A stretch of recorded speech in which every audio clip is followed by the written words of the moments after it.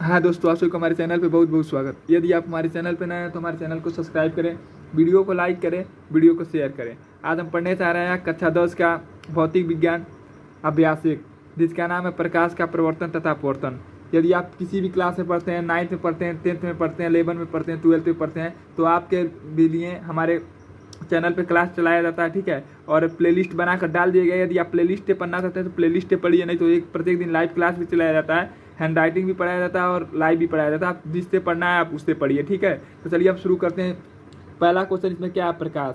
प्रकाश किसे कहते हैं? देखिए, यह हमारा हाथ आपको दिख रहा है, किसकी वजह से दिख रहा है? प्रकाश की वजह से। यह कलम आप देख पा रहे हैं, किसकी वजह से देख पा रहे हैं? प्रकाश की वजह से। यदि हम क्या करें, लाइट बुझा दें और इसको मोबाइल का क्या करें, स्लेब भी बुझा दें, तो आप यह वस्तु को देख नहीं पाएंगे, ठीक है।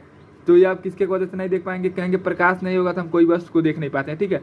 किसी भी वस्तु को देखने में जो सहायता करता है वह क्या कहलाता है? प्रकाश करता है, ठीक है। किसी भी वस्तु को देखने में जिसकी हम सहायता लेते हैं वह क्या कहलाता है? आपका प्रकाश कहलाता है, ठीक। कहेंगे प्रकाश वह है, हेडिंग डालेंगे प्रकाश।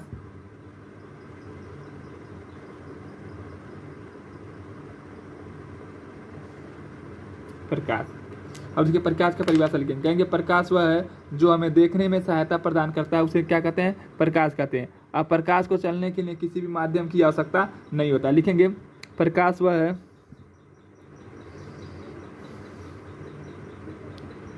प्रकाश वह है जो हमको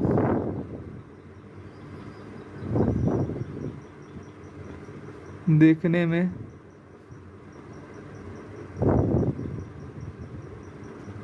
सहायता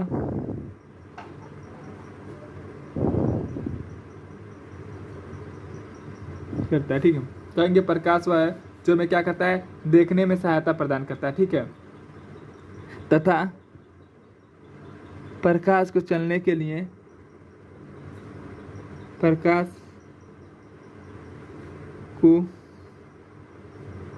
चलने के लिए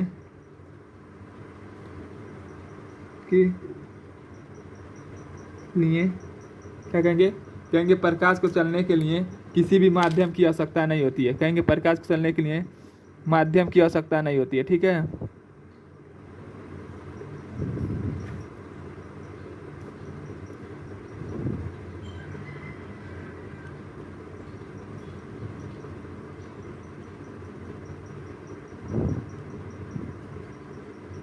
ठीक है। कहेंगे प्रकाश वह है जो हमें क्या करता है? देखने में सहायता प्रदान करता है और प्रकाश को चलने में के लिए किसी भी माध्यम की आवश्यकता नहीं होती, ठीक है। ये देखिए, यदि आपसे कोई गुण पूछे तो कहेंगे प्रकाश को चलने के लिए किसी भी माध्यम की आवश्यकता नहीं होती। यहाँ पर क्या हो जाएगा? पहला गुण हो जाएगा, ठीक है। और ये उसके बाद कहेंगे कि प्रकाश एक सीधी रेखा है, तो ये आपका क्या हो जाएगा? दूसरा गुण हो जाएगा, ठीक है। तो चलिए हम क्या करते हैं, प्रकाश का गुण लिखते हैं। यदि आपको कहीं पर भी कोई दिक्कत हुआ हो परिभाषा को समझने में तो आप कमेंट करेंगे, ठीक है। तो यदि कोई पूछ ले कि प्रकाश क्या है तो कहेंगे प्रकाश वह है जो हमें देखने में सहायता प्रदान करता है, उसे हम क्या कहते हैं? प्रकाश कहते हैं। अब प्रकाश को चलने के लिए किसी भी माध्यम की आवश्यकता नहीं होती है, ये आपका गुण हो जाएगा, ठीक है। लेकिन इसमें हमने लिखवा दिया है, ठीक। चलिए अब पढ़ेंगे प्रकाश का गुण।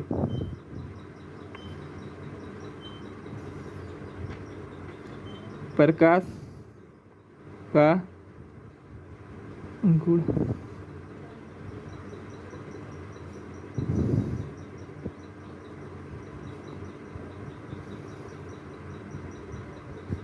ठीक। प्रकाश का क्या क्या गुण होता है? तो सबसे पहले प्रकाश का गुण क्या होता है? कहेंगे ये प्रकाश को चलने के लिए किसी भी माध्यम की आवश्यकता नहीं होती है, आपका पहला गुण हो जाएगा। दूसरा का गुण क्या होता है? कि प्रकाश एकदम सीधी रेखा में चलता है, आपका क्या हो जाएगा? दूसरा का गुण हो जाएगा। तीसरा का गुण क्या हो जाएगा? कहेंगे प्रकाश की चाल 3 × 10⁸ मीटर प्रति सेकेंड होता है, ये आपका क्या हो जाएगा? प्रकाश का तीसरा गुण हो जाएगा, ठीक है। ठीक। तीसरा का गुण क्या हो जाएगा? कहेंगे प्रकाश में आपका कण और तरंग दोनों का आवृत्ति होता है, ठीक है। प्रकाश में आपका क्या होता है? तरंग भी होता है, कण भी होता है, दोनों का प्राकृतिक भी होता है, ठीक है। इसका लिखेंगे प्रकाश का परावर्तन होता है, प्रकाश का अपवर्तन होता है, ठीक है। तो चलिए हम लिखकर आपको दिखाते हैं क्या क्या होता है, ठीक है। सबसे पहले लिखेंगे प्रकाश का गुण। पहला गुण आपका क्या हो जाएगा? पहला गुण क्या हो जाएगा? कहेंगे प्रकाश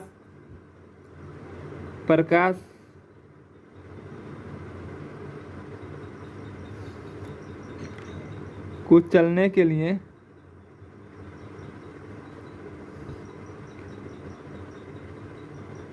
लिए किसी माध्यम की आवश्यकता नहीं होती है।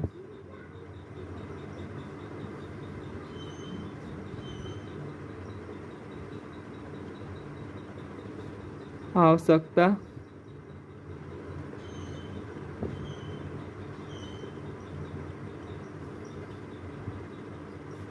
पहला गुण हो जाएगा। क्या हो जाएगा कि प्रकाश को चलने के लिए किसी भी माध्यम की आवश्यकता नहीं होती। यहाँ पर क्या हो जाएगा, पहला गुण हो जाएगा। दूसरा गुण आपका क्या हो जाएगा, कहेंगे प्रकाश सीधी रेखा में चलता है। प्रकाश सदैव सदैव एक मतलब देव सीधी रेखा में चलता है।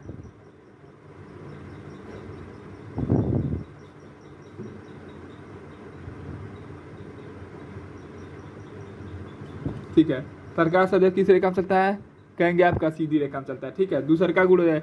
तीसरा का गुण आपका क्या हो जाएगा, कहेंगे प्रकाश का परावर्तन होता है। प्रकाश का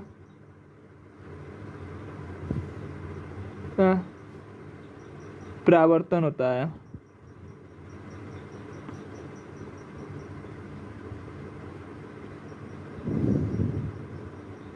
ठीक है, चौथा क्या हो जाएगा, कहेंगे प्रकाश का अपवर्तन होता है।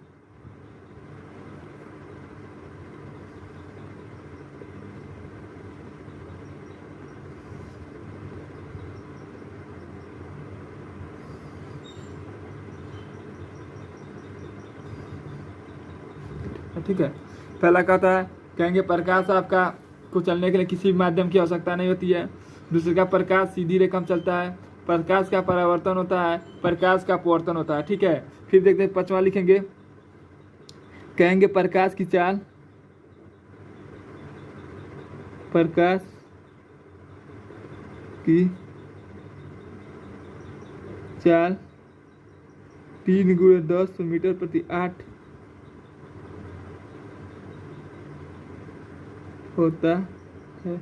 क्या कहेंगे कि प्रकाश की चाल 3 × 10⁸ मीटर प्रति सेकेंड होता है। मीटर प्रति सेकेंड होता है।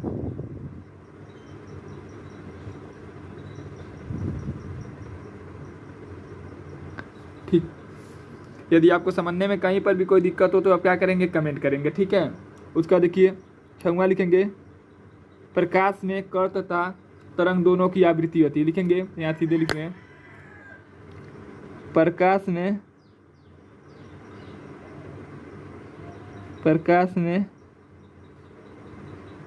कण तथा तरंग दोनों का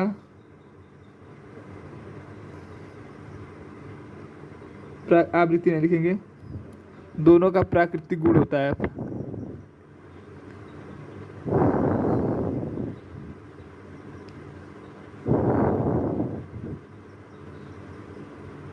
ठीक है, कहेंगे प्रकाश में आपका तरंग का भी और कण का भी दोनों का प्राकृतिक गुण पाया जाता है। ठीक है, ऐसे यदि आपको याद करते हुए चले जाइएगा। ठीक है, पहला क्या होता है, कहेंगे प्रकाश को चलने के लिए किसी भी माध्यम की आपका क्या होता है, आवश्यकता नहीं होता। ठीक है, दूसरा क्या होता है, कहेंगे प्रकाश सदैव सीधी रेखा में चलता है।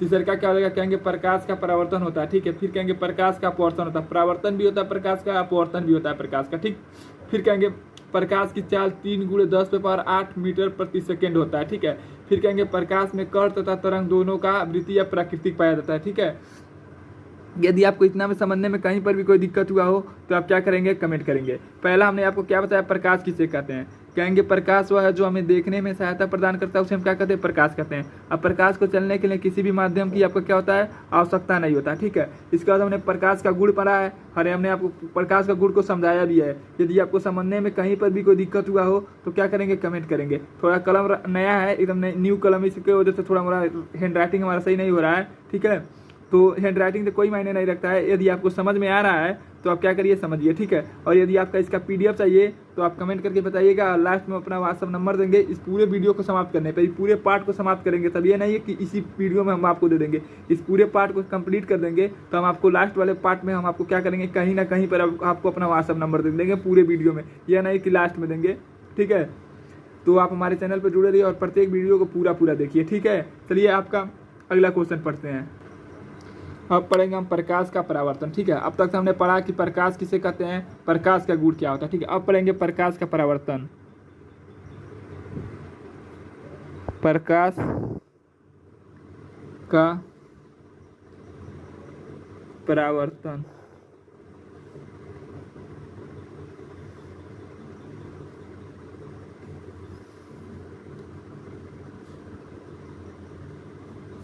ठीक है। अब पढ़ेंगे हम क्या, प्रकाश का परावर्तन क्या होता है। देखिए, जब प्रकाश की किरणें किसी चिकने सतह से टकराती हैं तो पुनः उसी माध्यम में वापस लौट जाती हैं। इस घटना को हम क्या कहते हैं, मान लीजिए आपका क्या हो गया, यह पेंट हो गया, ठीक है। यह पेंट है, जैसे एक प्रकार का मान लीजिए एक शीशा है, ठीक है। उसको क्या किया, हम नीचे वाला भाग को पेंट कर दिए, और यहाँ पर क्या होगा, सूर्य का प्रकाश है, ठीक है। जैसे आपको क्या देखेंगे, यहाँ से प्रकाश की किरणें आएगा, यहाँ पर टकराने के पास पुनः क्या होगा, इसी माध्यम में वापस लौट जाएगा। इस घटना को हम क्या कहते हैं, प्रकाश का परावर्तन कहते हैं, ठीक है। कहेंगे जब प्रकाश की किरणें किसी चिकने सतह से टकराती हैं तो पुनः उसी माध्यम में वापस लौट जाती हैं। इस घटना को क्या कहते हैं, हम प्रकाश का परावर्तन कहते हैं, ठीक है। एक बार लिखते हैं, हम पर लिखेंगे, जब प्रकाश की किरणें, कहेंगे जब प्रकाश की किरणें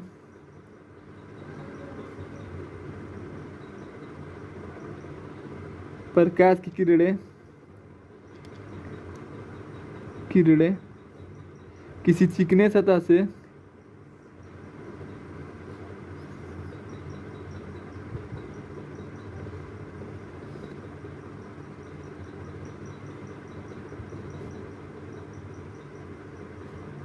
टकराती हैं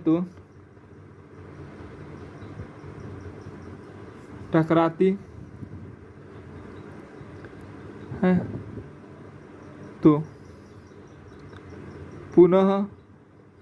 पुनः उसी माध्यम में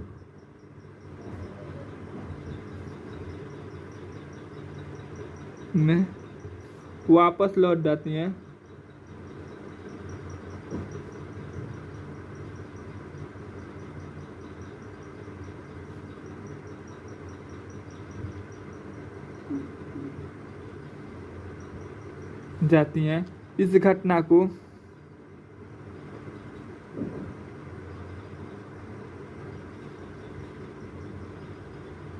इस घटना को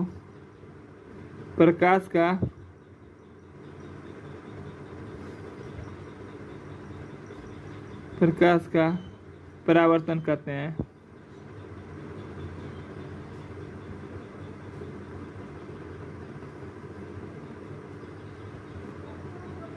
ठीक, कहेंगे कि जब प्रकाश की किरणें किसी चिकने सतह से टकराती, देखिए ये आपका होता है पहला माध्यम और ये आपका होता है दूसरा माध्यम, ठीक है।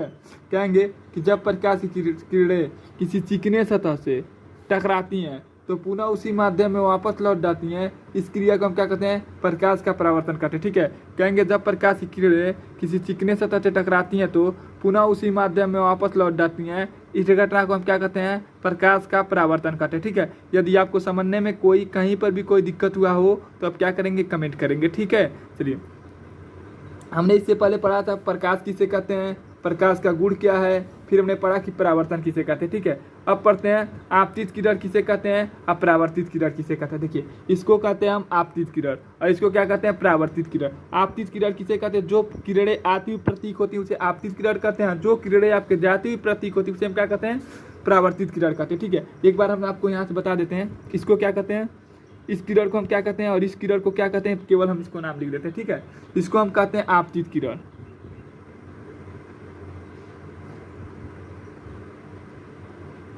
आपतित किरण। इसको कहते हैं परावर्तित किरण, परावर्तित, ठीक।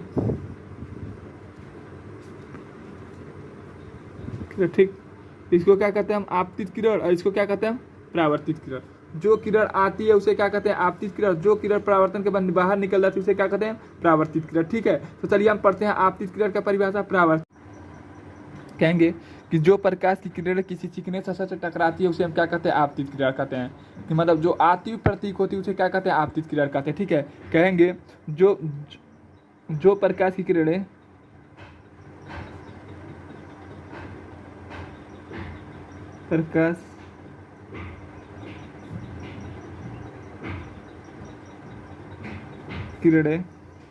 किसी चिकने सतह से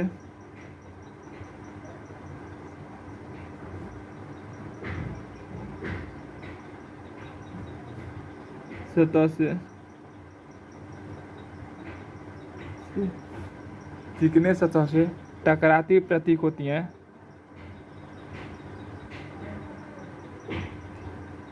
टकराती हुई प्रतीक होती हैं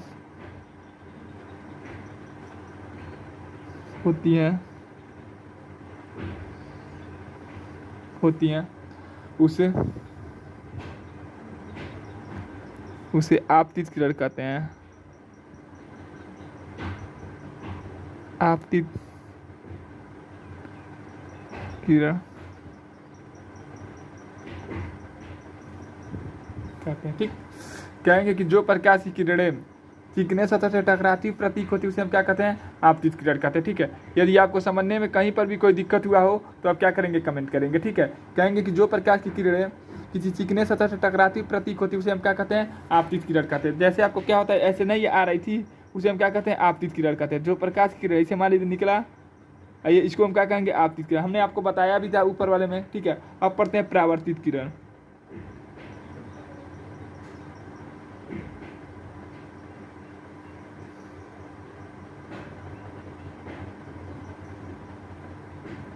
कहेंगे जो प्रकाश की किरणें किसी चिकने सतह से टकराती हुई नहीं बल्कि निकलती हुई प्रतीक होती हैं उसे हम क्या कहते हैं परावर्तित किरण कहते हैं। कहेंगे जो प्रकाश की किरणें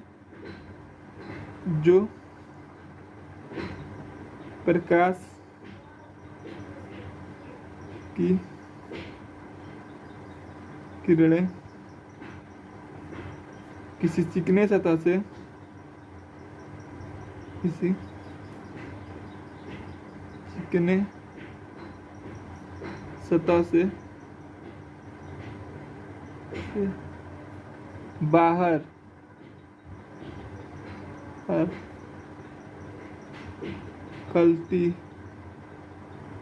बाहर निकलती हुई प्रतीक होती हैं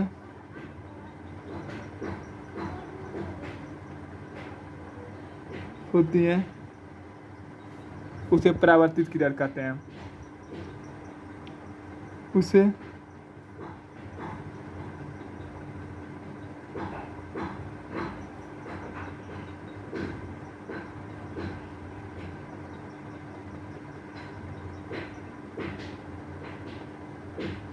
ठीक है, कहेंगे कि जो प्रकाश की किरणें किसी चिकने सतह से बाहर निकलती प्रतीक होती हैं उसे हम क्या कहते हैं परावर्तित किरण कहते हैं। ठीक है, आपतित किरण परावर्तित किरण आप समझ गए होंगे। ठीक है, यदि इन दोनों परिभाषाओं को समझने में यदि आपको कोई दिक्कत हुआ हो तो आप कमेंट करके बताएंगे। यदि आपको हमारा वीडियो अच्छा लगे तो आप हमारे चैनल को सब्सक्राइब करेंगे। अब हम पढ़ते हैं आपतन बिंदु किसे कहते हैं। ठीक है,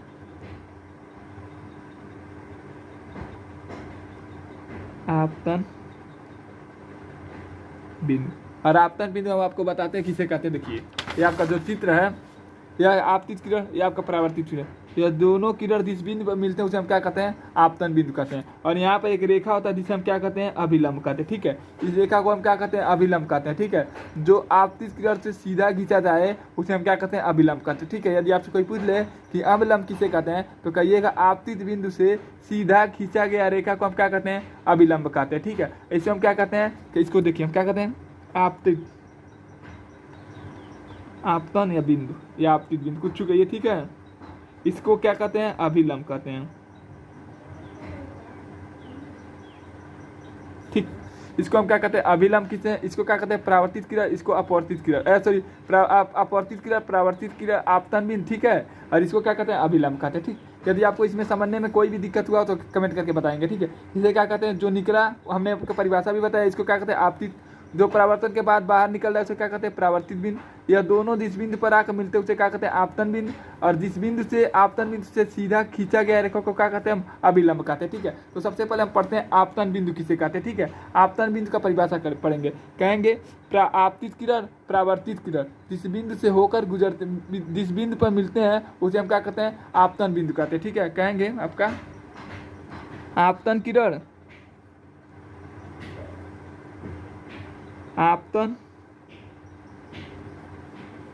आपतित आपतित आपतित किरण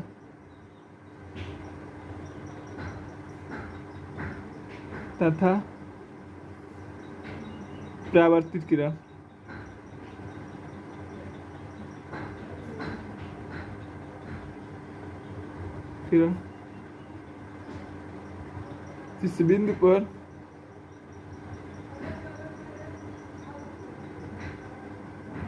जिस बिंदु पर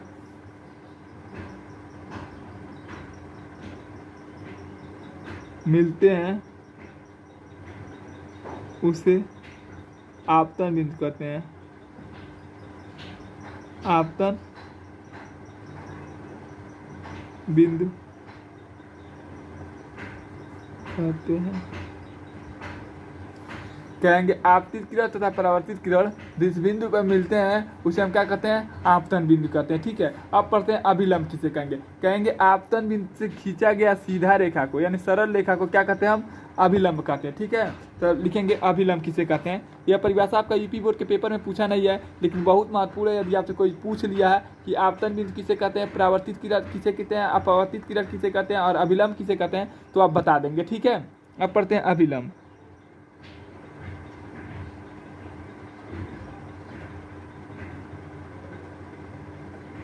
अभिलंब कहेंगे आपतन बिंदु से खींचा गया सरल रेखा को हम क्या कहते हैं अभिलंब कहते हैं, ठीक है। कहेंगे आपतन किरण से आपतन किरण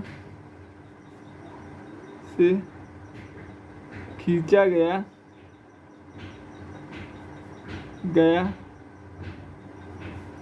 सरल रेखा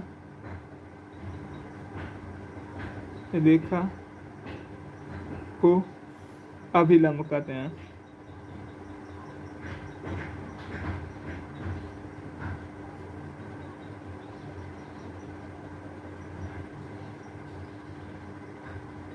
ठीक, कहेंगे आपतन किरण से खींचा गया सरल रेखा को हम क्या कहते हैं अभिलंब कहते हैं, ठीक है।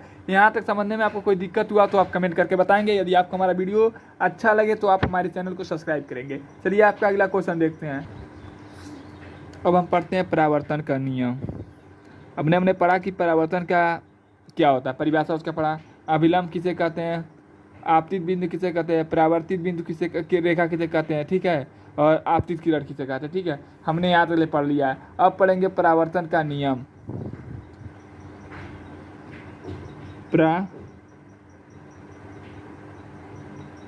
परावर्तन का नियम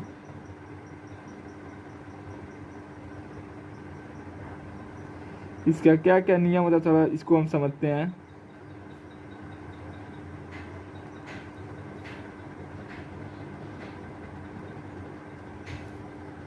नियम को क्या करते हैं बेहतर तरीका से समझते हैं। नियम क्या होता है देखिए, आपका यहाँ थोड़ा सा चित्र बना लेते हैं, चित्र के द्वारा समझेंगे तो बेहतर तरीका से समझ लेंगे। यहाँ पे क्या होता है, ठीक यही चित्र है। कहेंगे आपतित किरण, परावर्तित किरण, अभिलंब, आपतित किरण, परावर्तित किरण दोनों और तथा अभिलंब लिख देंगे। अभिलंब तीनों क्या होता है आपका एक बिंदु पर मिलता है, ठीक है। कहेंगे आपतित किरण, परावर्तित किरण और अभिलंब तीनों आपका क्या होता है एक बिंदु पर मिलता है। कहेंगे आपतित कोण, परावर्तित कोण, देखिए यह कोण और यह कोण आपस में क्या होता है बराबर होता है, ठीक है। यहाँ पर क्या हो जाएगा, पहला दूसरा का नियम क्या हो जाएगा, आपतित किरण, परावर्तित किरण, अभिलंब तीनों एक बिंदु पर मिलता है। आपतन कोण, परावर्तन कोण आपका क्या होता है आपस में बराबर होता है, ठीक है। यह हो गया, ठीक है। फिर यदि आपसे कोई पूछ ले कि इसका फिर क्या होता है, कहेंगे यदि देखिए यदि आपको सबसे बढ़िया, और यदि आपको नहीं याद होता है यह दोनों परिभाषा, तो आप क्या करेंगे, एक नंबर चित्र बनाएंगे और एक दो बार हमारे साथ बोलेंगे तो आपका क्या होगा, परिभाषा याद हो जाएगा। ठीक है, कहेंगे आपतित किरण, परावर्तित किरण, अभिलंब, तीनों आपका क्या होता है, एक बिंदु पर होता है। फिर इसको कहेंगे आपतन कोण, परावर्तन कोण आपस में क्या होता है, आपका बराबर होता है। ठीक है, कहेंगे आपका, देखिए परिभाषा लिखेंगे, लिखते हुए चलेंगे। ठीक है, कहेंगे पहला नियम क्या होता है, कहेंगे परावर्तन का नियम इस प्रकार है, परावर्तन का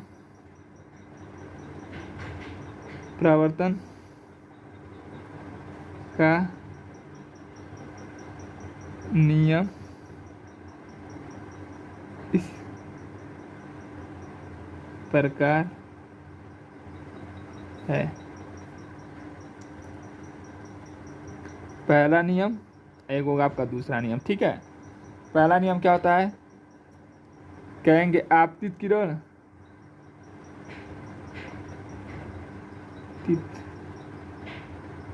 किरण, परावर्तित किरण,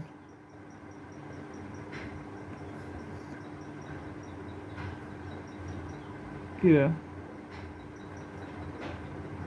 तथा विलंब,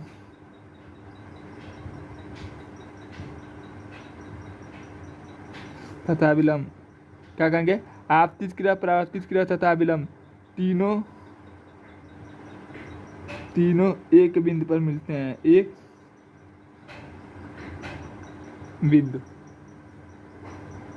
पर मिलते हैं। ये आपका क्या हो जाएगा, पहला गुण। दूसर का गुण आपका क्या हो जाएगा, कहेंगे दूसर का गुण यहाँ लिख देते हैं। दूसर का गुण क्या होगा, कहेंगे आपतन कोण के जगह परावर्तन कोण आपस में क्या होता है, बराबर होता है। ठीक है, कहेंगे आपतन कोण, आपतित कोण, परावर्तित कोण,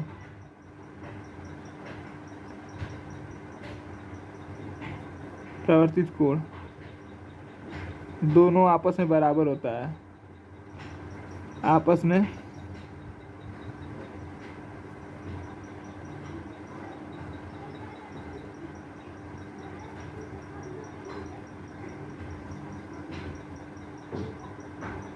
ठीक है। पहला क्या होता है, कहेंगे आपतित क्रिया, परावर्तित क्रिया, अभिलंब, तीनों एक बिंदु पर मिलता है। दूसरा का क्या होता है, कहेंगे आपतन कोण, परावर्तन कोण दोनों आपस में क्या होते हैं, आपका बराबर होता है। ठीक है, यदि आपको समझने में कहीं पर भी कोई दिक्कत हो तो आप क्या करेंगे, तुरंत कमेंट करेंगे। ठीक है, चलिए आपका अगला परिभाषा देखते हैं। अब पढ़ेंगे आपका गोलीय दर्पण। गोलीय दर्पण किसे कहते हैं, ठीक है, गोलीय दर्पण किसे कहते हैं, गोलीय दर्पण का कितना प्रकार के होते हैं ये भी पढ़ेंगे। ठीक है, गोलीय दर्पण,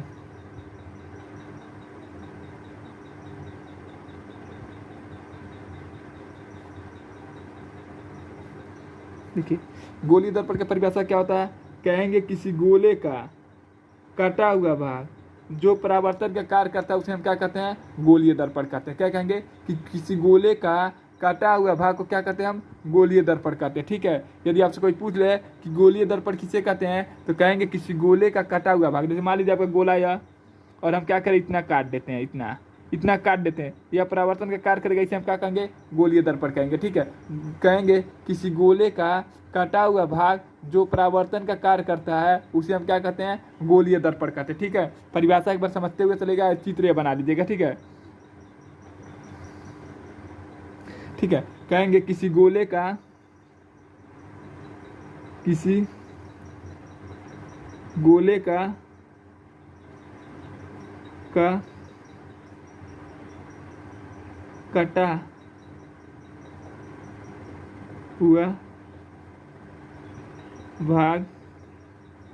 कटा हुआ भाग जो परावर्तन का कार्य करता है, जो परावर्तन का कार्य करता है उसे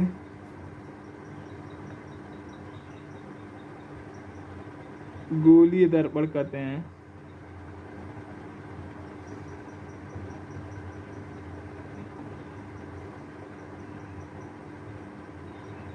ठीक है, गोलीय दर्पण किसे कहेंगे, कि कहेंगे किसी गोले का कटा हुआ भाग जो परावर्तन का कार्य करता है उसे हम क्या कहते हैं, गोलीय दर्पण कहते हैं। ठीक है, गोलीय दर्पण मुख्य रूप से कितने प्रकार का होता है, कहेंगे दो प्रकार का होता है। एक आपका होता है अवतल दर्पण, एक होता है आपका उत्तल दर्पण। ठीक है, अब चलते पढ़ते हैं अवतल दर्पण किसे कहते हैं और उत्तल दर्पण किसे कहते हैं। ठीक है, तो सबसे पहले हम लिखेंगे यहाँ पर गोलीय दर्पण का प्रकार। गोलीय दर्पण का प्रकार।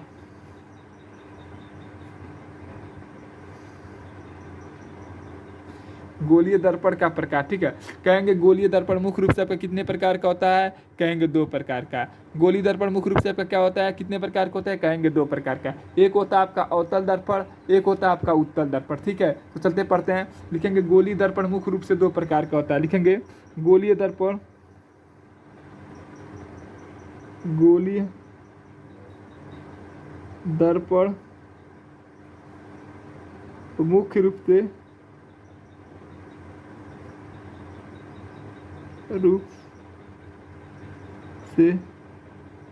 2 प्रकार का होता है।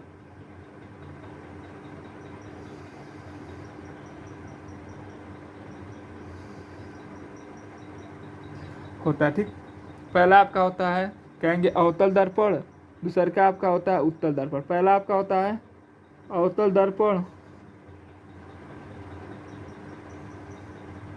दूसरा का आपका होता है उत्तल दर्पण।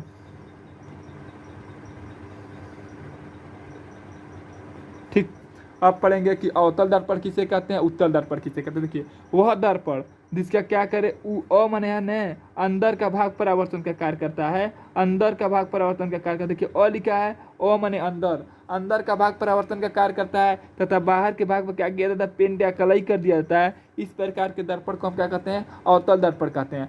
मन देखिए लिखा है न, तो ऊपर का भाग परावर्तन का कार्य करे और अंदर के भाग को क्या किया जाता है, पेंट या कलई कर दिया जाता है। इस प्रकार के दर्पण को हम क्या कहते हैं, उत्तल दर्पण कहते हैं। ठीक है, तो चलिए हम परिभाषा पढ़ते हैं इसका। अवतल दर्पण,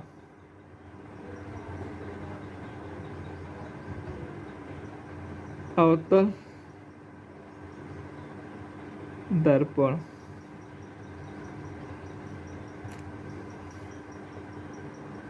अवतल दर्पण किसे कहते हैं। देखिए सबसे पहले क्या करते हैं, थोड़ा चित्र बनाते हैं, चित्र के द्वारा हम आपको बता देते हैं। जैसे मान लीजिए आपका क्या हो गया, यह दर्पण है, ये आपका गोला है, गोला क्या किए, इतना भाग को काट दिए और ये क्या किए, यह वाला भाग को हम क्या किए, पेंट कर दिए।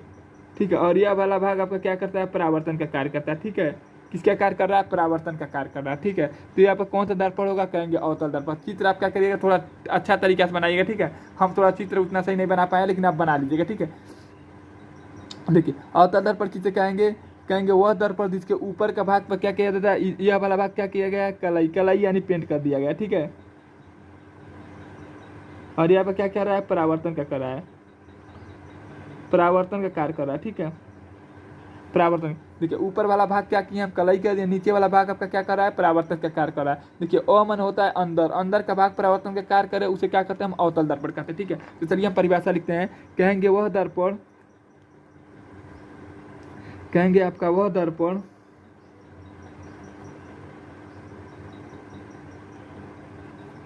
जो जिसके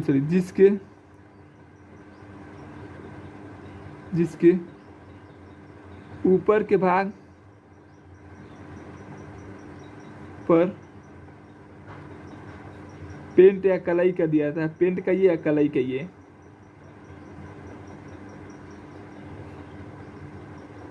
कर दिया जाता है। ठीक है, ऊपर के भाग क्या किया जाए, पेंट या कलई कर दिया जाए तथा अंदर का भाग, अंदर का भाग परावर्तन का कार्य करता है।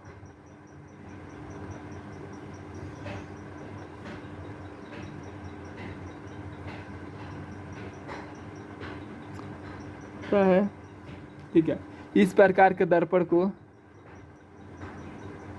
इस प्रकार के दर्पण को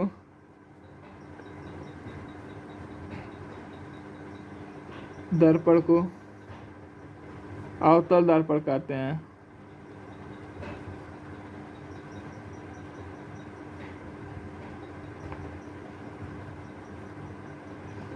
अच्छा ठीक है, केवल आपको जहाँ देखिए जहाँ आपका ऊपर लिखा है उसके तरफ क्या कर देंगे नीचे वाला, ठीक है। कहेंगे यदि आपसे कोई कहते क्या होता है दर्पण किसे कहते हैं, कहेंगे वह दर्पण जिसके ऊपर का भाग पर क्या किया जाता है पेंट या कलई कर देते हैं, अंदर का भाग परावर्तन का कार्य करता है, उसे हम क्या कहते हैं अवतल दर्पण कहते हैं। ठीक इसी का उल्टा आपका क्या होता है उत्तल दर्पण होता है, ठीक है। उत्तल दर्पण किसे कहते हैं, देखिए उत्तल दर्पण का चित्र द्वारा समझते हैं आपको। उत्तल दर्पण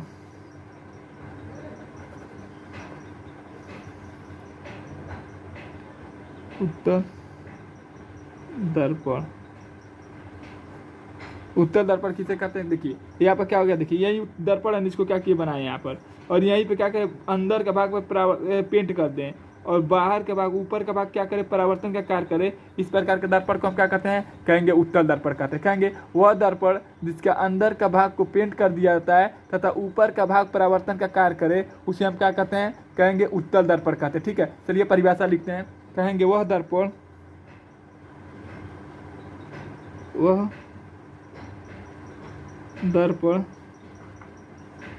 जिसके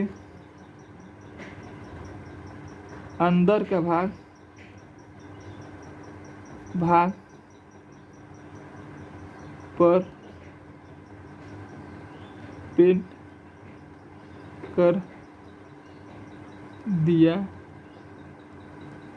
जाता है तथा बाहर का भाग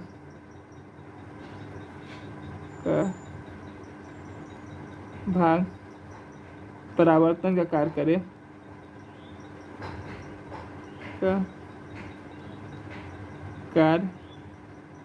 करता है। इस प्रकार के दर्पण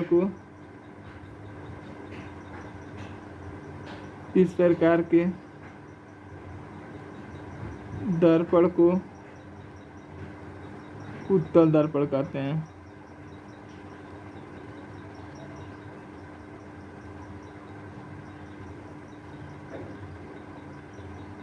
ठीक, यदि आपको परिभाषा समझने में चित्र समझने में कोई भी दिक्कत हुआ हो तो आप क्या करेंगे कमेंट करेंगे। यदि आपको हमारा वीडियो अच्छा लगे तो आप हमारे चैनल को सब्सक्राइब करेंगे। अगला पार्ट में पढ़ेंगे, ठीक है। यदि आपको हमारा वीडियो अच्छा लग रहा है तो चैनल को सब्सक्राइब शेयर करना ना भूलिएगा। धन्यवाद।